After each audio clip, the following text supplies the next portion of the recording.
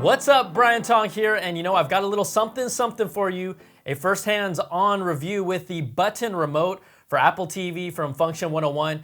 And you've heard me complain about Apple Siri remote for years with its touchpad that is just a headache for people to use. I know I'm not the only one, but that changes today with the button remote. And if you haven't heard about this, this is an infrared remote that brings you this feeling of a more traditional remote with soft, low-profile rubber buttons and this tactile feel that's more accurate than just swiping around on that touchpad that I know some of you love, but not everyone does. So this remote, it's compatible with Apple TV, the HD and 4K version. It requires 2 AAA batteries, and there is kind of a fun story behind it. Originally, there was a Swiss telecommunications company called Salt, and they made this as an alternative remote to Apple's Siri remote. So they offer an Apple TV 4K in a broadband package for their customers, but their customers complained about the Apple Siri remote and its, let's just say, poor usability. So Salt, believe it or not, they actually listened to them and they decided to work closely with Apple to create this alternative, a physical button remote. And you couldn't get this remote in the US unless you had a hookup, or if you're willing to pay, what, $60 to $70 on eBay to get it. No one's gonna do that. So then the guys at Function 101, they made a deal to bring the remote here to the US, and they sent me the first final production unit for this review, and I honestly think a lot of you are gonna love this thing. So here's what the button remote looks like side by side with the Apple TV Siri remote.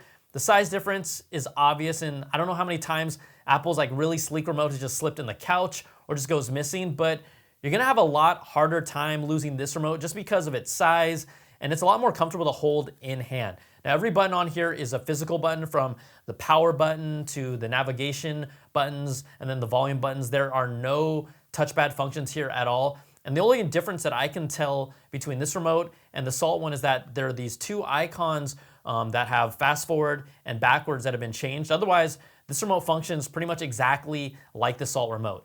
But it also functions differently than the Apple TV remote, so you're gonna have to get used to a few new things. First of all, to power on the Apple TV, you actually use the menu button. You just hit it once. Now, the menu button does still act as the back button as well, but if you are deeper into an app and you just wanna go directly to the home screen, you hold the menu button for about a couple seconds. It takes you back to that main overall screen. Also, holding the power button for about 3 seconds, that's what you use to turn off the Apple TV. It's the only time you use this button to power it off, but not to turn on the Apple TV. That's the menu button. Now, also the biggest thing you'll notice here is that there is no Siri button. So this remote has no Siri functionality at all. There is no searching with Siri. There's no entering logins and passwords with Siri, none of that. So there's no voice if you're getting this remote. And I asked Function 101 if there are plans to bring that functionality in the future, and all they said was, stay tuned. And I'm guessing that's because it's a TV product. Like, I think I see what you guys did there. I think I did. But there's also no home button on this remote as well. And I already mentioned that you can hold the menu button for a couple seconds to go to the main home screen.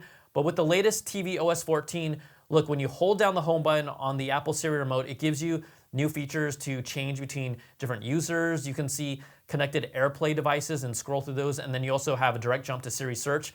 That doesn't matter for everyone, but it's absolutely worth pointing out depending on how you're planning on using this moving forward. So again, there's no Siri button and no home button. Also, if you own a Samsung TV, this remote is already fully programmed to work with it right out of the box. If not, there's a way to hold down the menu and OK button for 3 seconds, and it allows you to get connected with other TVs. That will give you native volume control and then the ability to change channels on your TV set. On this remote, you also have a few extra buttons. This button here takes you back 7 seconds each time you press it. This one here advances you 30 seconds forward, and then on the bottom, you'll have the fast forward and backwards. So this is a different remote, but it's also a tactile button remote that is just easier to use.